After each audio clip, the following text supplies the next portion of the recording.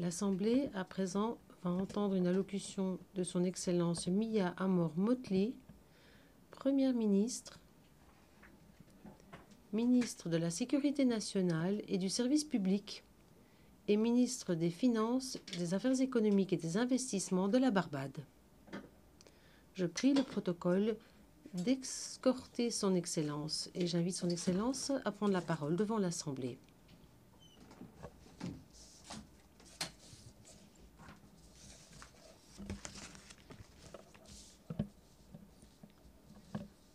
Merci beaucoup, Madame la Présidente, Excellences, Mesdames et Messieurs. Le XXIe siècle a été marqué par une série de crises pour lesquelles le monde n'était pas préparé. Une crise financière qui a commencé en 2008, qui a entraîné des crises monétaires dans de nombreux pays du monde. Et comme si cela n'était pas suffisant, une crise sociale caractérisée par des inégalités rampantes et les conséquences connexes, la consommation de substances, des troubles de santé mentale, le sans-abrisme et la traite des personnes. Et ensuite, une pandémie mondiale qui a duré entre 2 et 3 ans et qui a causé la mort de millions de personnes. Et pour ceux qui ont survécu, eh bien, il y a souvent des choix qui étaient très limités. Tout cela, mesdames et messieurs, chers amis, a été aggravé par la diffusion de fausses nouvelles en déformant la réalité et en menaçant la stabilité de nos sociétés, en créant une plateforme pour que prospèrent la haine et les préjugés. Mais ce qu'il y a comme élément sous-jacent à toutes ces crises est une autre crise beaucoup plus insidieuse qui sape notre institution mondiale qui a promu l'ordre, la paix et la prospérité. C'est la crise de la vérité. Excellences, lorsque nous perdons cette vérité partagée, nos pays, notre société perdent leur centre de gravité. Alors, au début, on pense que le dommage est superficiel, mais ce sont simplement des mots qui sont manipulés pour marquer des points sur le plan politique, mais peu à peu, nous voyons que nous arrivons dans un tribalisme politique. Nous sommes en train d'élaborer des réalités alternatives, nous sommes incapables de nous comprendre, de communiquer les uns avec les autres, parce que nous n'avons pas un centre. Et alors, nous sommes nourris de soupçons les uns vis-à-vis des autres. En l'absence de vérité, la confiance s'érode. Et nous le voyons partout autour de nous, dans les forums mondiaux, dans nos quartiers, dans nos communautés, dans nos propres pays. La confiance entre les voisins, la confiance entre les gouvernés et ceux qui gouvernent, la confiance dans nos instructions, dans notre ordre social, dans nos systèmes de santé, la confiance dans nos structures de gouvernance et nos règles mondiales. Et Tina Achebe le dit, tout semble s'écrouler pour le moment. Lorsqu'il n'y a pas de vérité, lorsqu'il n'y a plus de confiance, eh bien, le droit devient une scène de théâtre. Les nouvelles, un véritable spectacle. Et la science, ce n'est qu'un avis parmi d'autres. Comme je l'ai déjà dit dans cette salle à plusieurs reprises, notre monde d'aujourd'hui, hélas, ressemble étrangement au monde d'il y a 100 ans. Et c'est très préoccupant. Et ceci ressort beaucoup plus clairement encore avec la fermeture de nos frontières pour les biens et les personnes, la libre circulation des marchandises. Et ceci a été amplifié par des tensions géopolitiques qui sont bien ancrées déjà. Et ce qui est aussi préoccupant, c'est que le terme guerre est entrée dans le lexique quotidien de l'Ouest, où des milliers de personnes sont en train de mourir. Maintenant, c'est devenu une réalité, pas seulement en Afrique, mais en Ukraine aussi. Le grand historien romain Tacite nous avait dit qu'il pille, il massacre, il viole et il crée un désert. Ils appellent ça la paix. Hier seulement, un grand quotidien britannique nous a rappelé que 260 000 personnes étaient coincées depuis 500 jours dans la ville soudanaise de El Fasher. Ils sont coincés là. et ceux qui tentent de s'échapper sont tués. Et ceux qui restent dans cette ville bloqués sont affamés. Le monde ne peut pas fermer les yeux devant les horreurs perpétrées au Soudan. Et on ne peut pas non plus ignorer les horreurs à Gaza. Les destructions génocidaires dans les deux régions doivent absolument attirer toute notre attention. Et pour ce qui est de Gaza, oui, il faut une libération des otages capturés le 7 octobre. Mais nous en sommes arrivés à un point où c'est vraiment notre sentiment d'humanité qui est atteint face à ces attaques disproportionnées, continues contre le peuple palestinien. Le fait de ne pas donner accès aux survivants pour qu'ils puissent bénéficier de l'aide humanitaire. Les survivants, mes chers amis, ont le droit, et je réutiliserai les mots de Bob Marley. Comment est-ce que vous pouvez être assis là, en train de me dire que vous vous préoccupez de moi? Chaque fois que je regarde autour de moi, je vois des gens souffrir de toutes les façons possibles et partout. Chers amis, je me rappelle de cette histoire de Tacite. Comme je l'ai dit, il a cité un chef écossais qui luttait contre la puissance militaire de l'Empire romain. Il pille, il massacre, il viole, il crée un désert et ils appellent cela la paix. Ils créent un désert et ils appellent cela la paix. La vraie tragédie de la guerre, c'est que ces enfants, quand ils deviendront des grands-parents à leur tour, répondront aux questions innocentes de leurs petits-enfants qui demandaient pourquoi ils avaient perdu des membres. « Grand-mère, comment as-tu perdu ta jambe ?» Et lorsqu'ils vont répondre, nous courons le risque que la violence et la haine soient transmises encore pendant au moins 2 ou 3 générations. Ce n'est pas ce que nous voulons. Madame la Présidente, cela se déroule maintenant sous nos yeux. Nous pouvons faire mieux, nous devons faire mieux pour assurer la paix dans le monde au nom des enfants. Et la moindre des choses, c'est que la communauté internationale trouve le financement nécessaire pour appuyer les enfants de Gaza et les enfants du Soudan pendant au moins 3 mois. L'UNICEF l'a dit, à Gaza, on a besoin de 66 millions de dollars pour les 3 mois à venir. Au Soudan, on a besoin de 200 millions de dollars. Et c'est surtout lié à l'achat d'aliments pour tenter d'empêcher la famine pour les enfants et pour fournir de l'eau propre, assurer l'assainissement et des interventions médicales. Et ajoutons qu'il y a déjà eu de multiples cas de maladies qui ont fait leur apparition, notamment le choléra. Donc je serai très claire. Une paix pérenne ne pourra jamais devenir réalité grâce à la violence, avec les bombardements continus. Cela ne peut être réalisé que grâce à la justice et au dialogue et à la discussion. Et au cas où nous l'aurons oublié, là où il y a certains qui tentent de construire la paix et de préserver l'humanité à Gaza, la communauté internationale ne peut pas tolérer le bombardement des États qui tentent de faciliter la paix.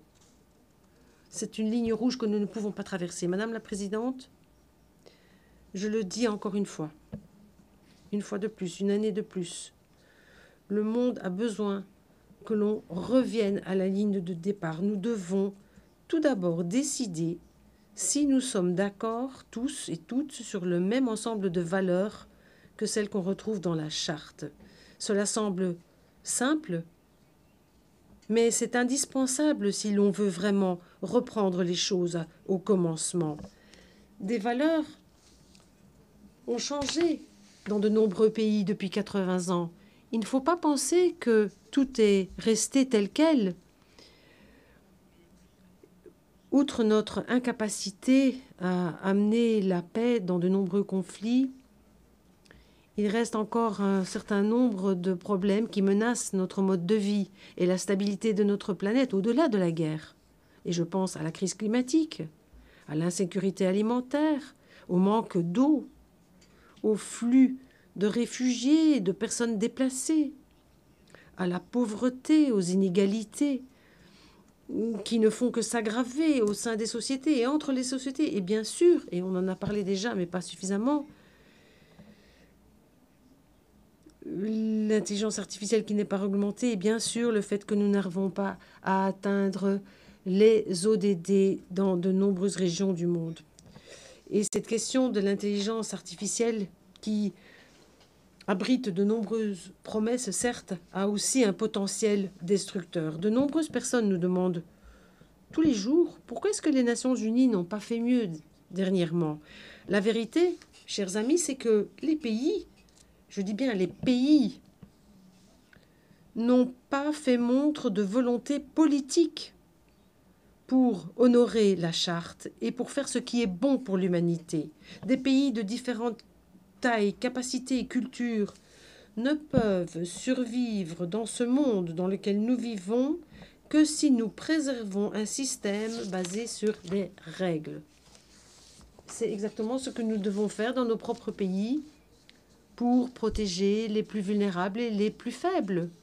C'est ce que nous devons faire dans la cour de récréation d'une école.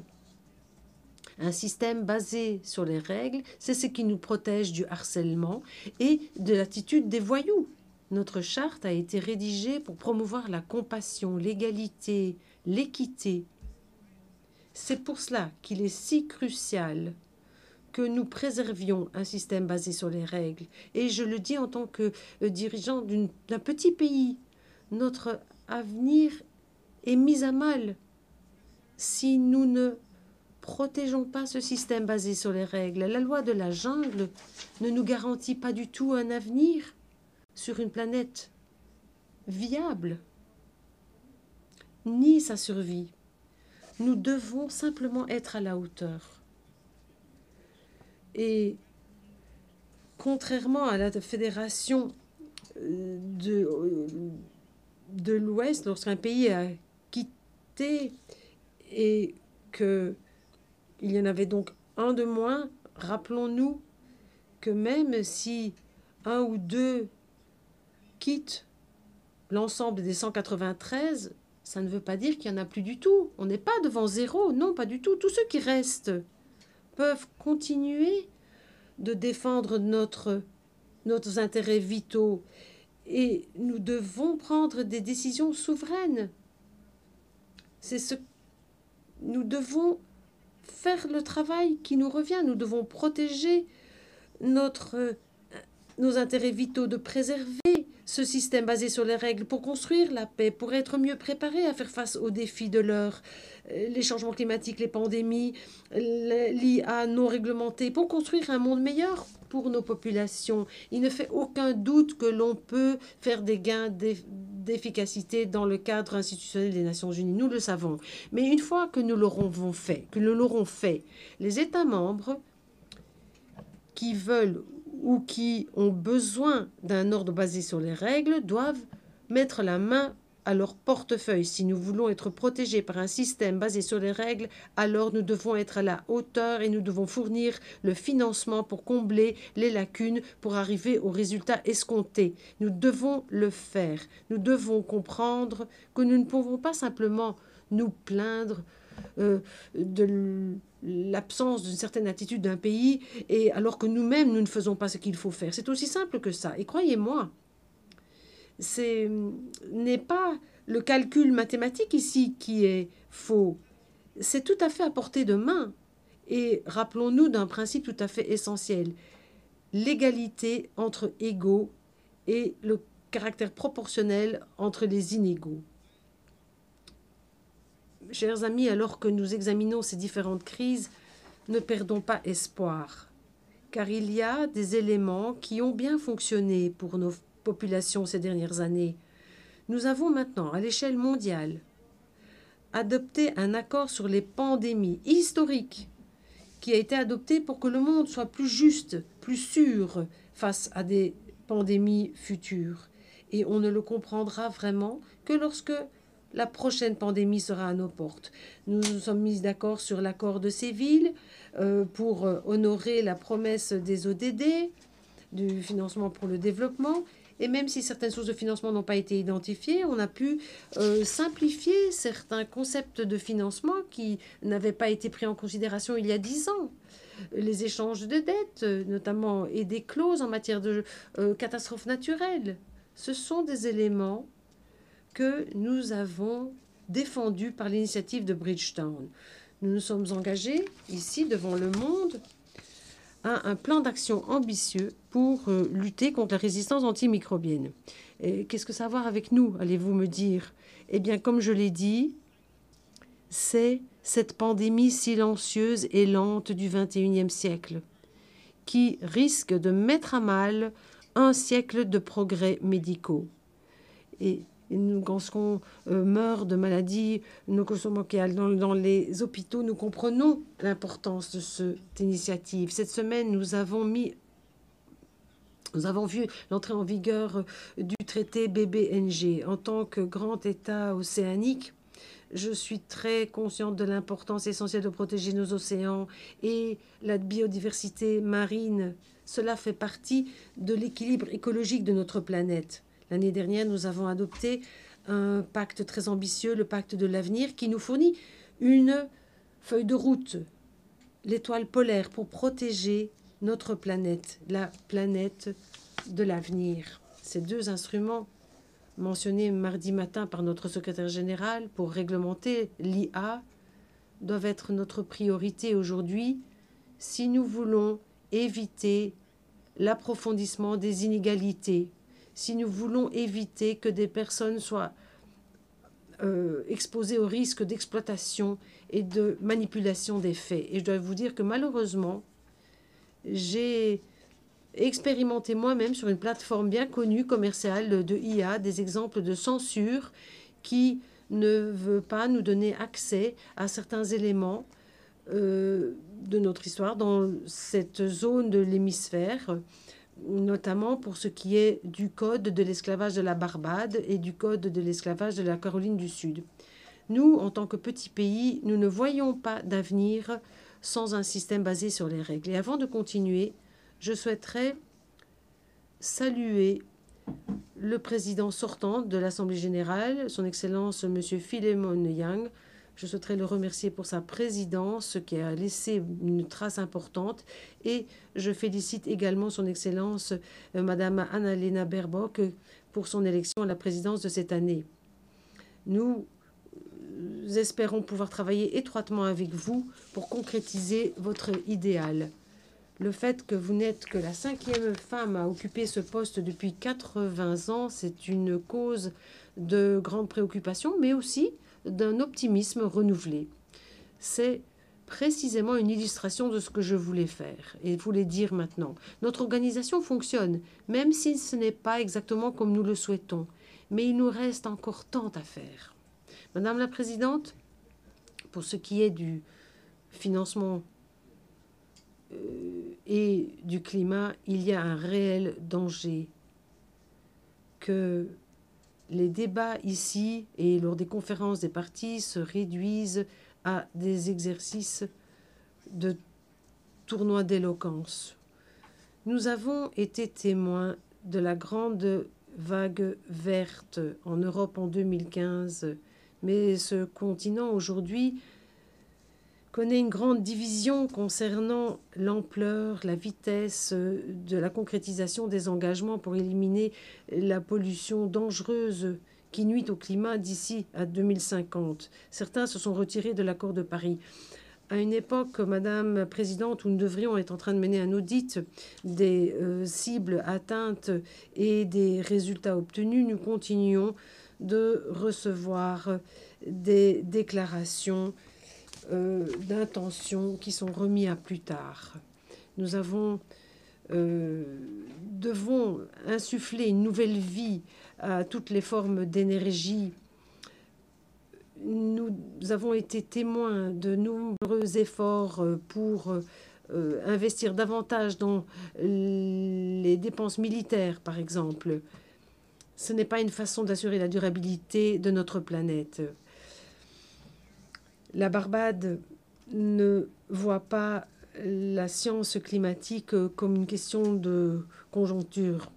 Et nous ne voyons pas non plus cela pour la CIJ ou pour la Cour interaméricaine des droits de l'homme.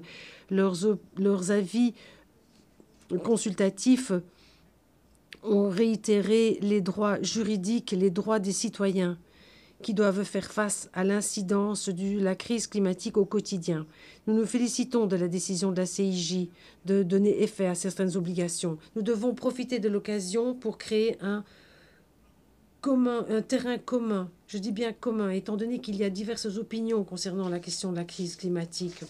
Je propose une voie possible, se concentrer sur les émissions plutôt que de se concentrer sur l'industrie des carburants fossiles. Comme je l'ai dit, les carburants fossiles ne sont pas l'ennemi, ce sont les émissions qui sont problématiques. Et à cet égard, nous devrions envisager d'œuvrer en faveur d'un cadre juridiquement contraignant mondial sur le méthane qui nous permettrait d'inverser la vapeur en matière de température mondiale par un demi-degré Celsius, tout en tentant de décarboner les technologies. C'est possible. La feuille de route de Bakou à Belém doit ici faire en sorte que les ressources nécessaires, 1,3 milliard annuellement avant 2035, ne soient pas seulement une promesse, mais deviennent réalité. Ce qu'il faut ici, c'est une volonté politique, une sincérité de la part des pays et des institutions financières pour faire en sorte que ces sommes soient débloquées.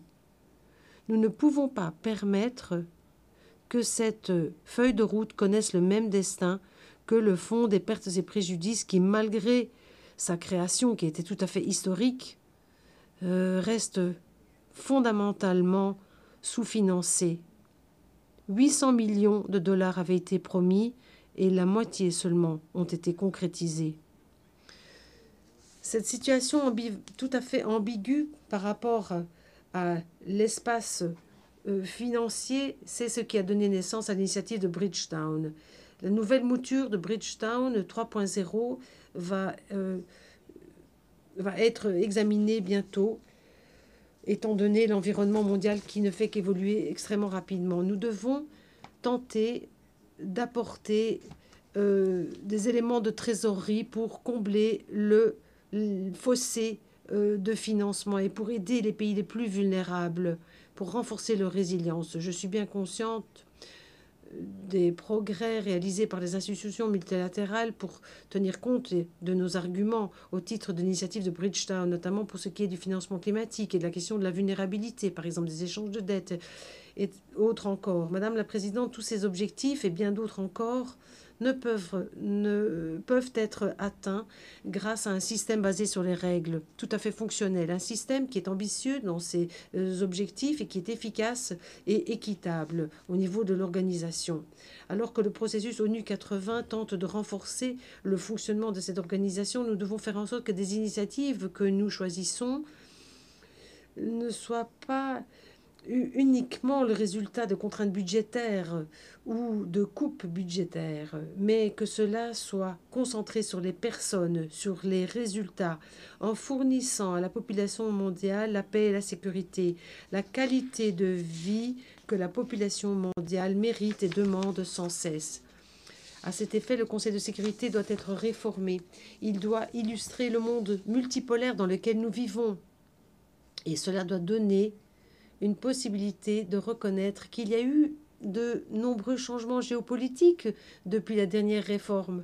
En 1962, 3 ans avant que je ne naisse, j'aurai 60 ans la semaine prochaine, des sièges permanents pour l'Afrique et un siège pour les PEID. Cela fait partie de cette réforme. Notre voix doit être entendue. Vous ne pouvez pas nous demander de figurer sur les photos de famille et de voter quand vous avez besoin de nous, et puis nous exclure des prises de décision de la famille comme si c'était vous les adultes et nous les enfants. Nous ne sommes pas des mineurs. Nous sommes des États souverains indépendants qui fonctionnons avec des pleines capacités et nous voulons et nous insistons sur le fait que nous devons être traités en tant que tels. Madame la Présidente,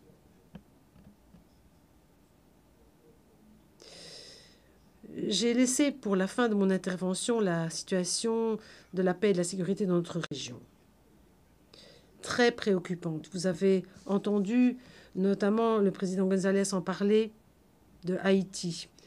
Haïti qui était un exemple d'émancipation et de révolution pour nous, le peuple noir, qui est maintenant victime d'ingérences étrangères et de conflits internes et aussi d'aveuglement, malheureusement. Nous souhaiterions remercier le Kenya pour sa direction sans pareille de la mission d'appui de sécurité multinationale, même alors que ce pays agit pour le moment tout seul. Nous attendons avec impatience l'appui renforcé du Conseil de sécurité des Nations Unies et de l'Organisation des États américains, même si nous savons que Haïti a besoin d'un plan d'appui sur le long terme qui tiendra compte de la sécurité, mais aussi de ses besoins en matière de développement, pas l'un au détriment de l'autre. Avec la volonté politique nécessaire, le Conseil de sécurité des Nations Unies et le système de développement international disposent de l'équipement, des outils et des finances nécessaires pour agir. Nous vous exhortons nos amis et nos partenaires au dialogue, notamment aux États-Unis, pour ce qui est notamment de la question du flux d'armes légères et de petits calibres, non seulement en Haïti, mais dans tout notre hémisphère notamment dans nos petits États des Caraïbes. Nous avons des démocraties vulnérables au sein de la communauté des Caraïbes qui sont menacées par ce flux incessant d'armes qui ont été obtenues illégalement et par des éléments criminels de la criminalité organisée qui les utilisent. Mais nous devons agir collectivement en respectant la procédure voulue. Nous remercions le secrétaire général Guterres pour son appui sans faille pour ce qui est de Haïti. Mais nous devons vraiment voir d'autres joindre ce mouvement pour faire en sorte que Haïti puisse tourner la page et se préparer pour des élections démocratiques équitables et justes.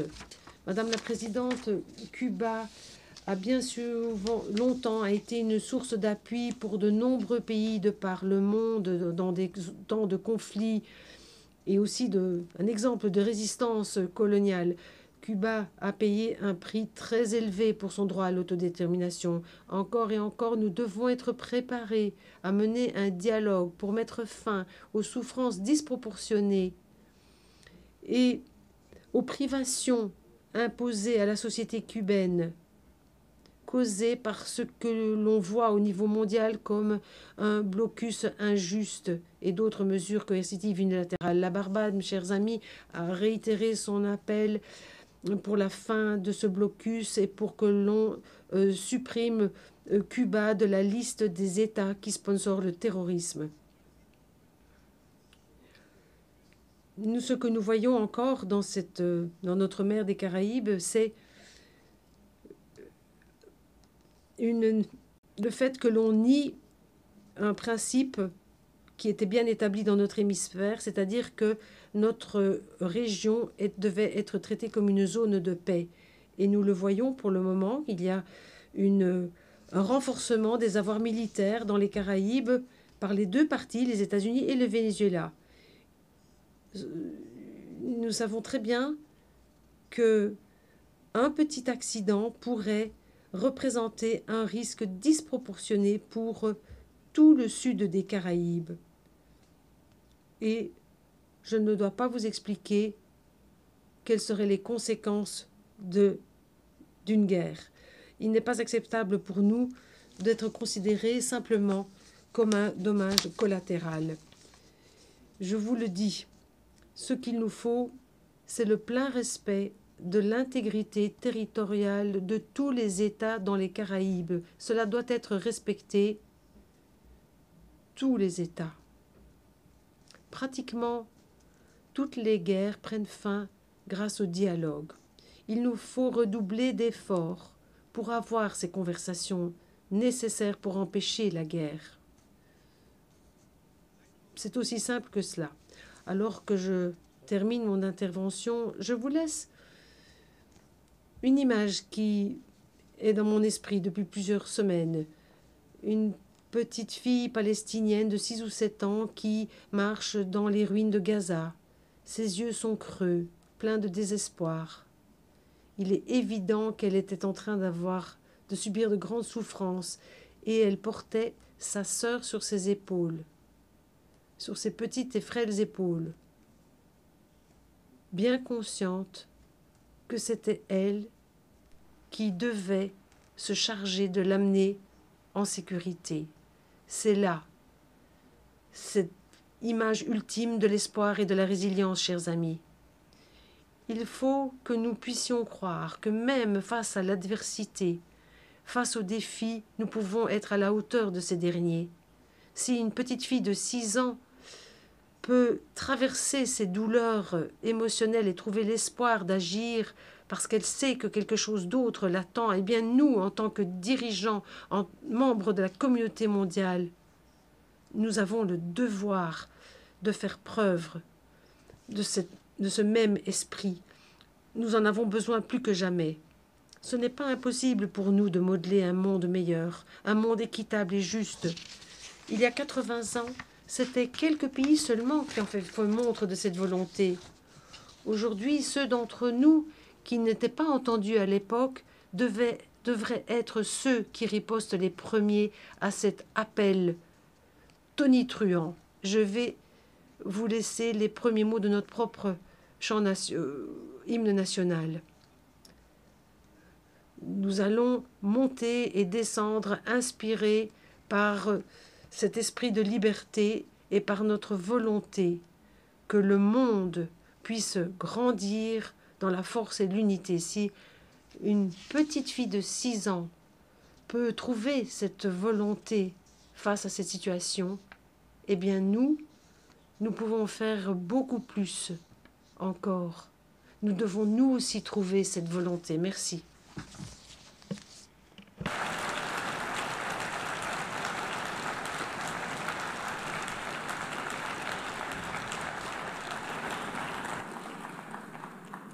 On behalf of the Assembly, I wish to thank the Prime Minister. Au nom de l'Assemblée, je souhaiterais remercier la Première ministre, le ministre du Service public et de la Finance, des Affaires économiques et de l'investissement de la Barbade pour son intervention.